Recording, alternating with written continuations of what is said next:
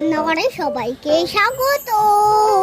মুখে মিষ্টি আলু আলু ছেড়ে আজকে আমি আলু মাখা কর্ম মন্দির জানতে হলে দেখতে থাকো, সাথে থাকো, মজার মজার ভিডিও দেখো। আমি জমি থেকে শাক আলু তুলে নিয়ে এসেছি। আলুগুলো প্রথমে আমি ধুয়ে নেব।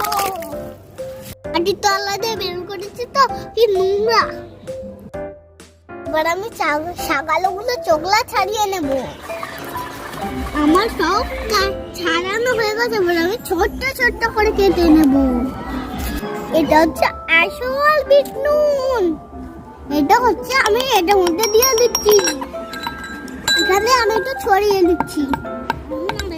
এবার একটু বিট নুন দিয়ে খাওয়া যাক। হেভি হয়েছে। হ্যাঁ, দাঁড়াও। লাইক কমেন্ট শেয়ার করতে কিন্তু ভুলো না।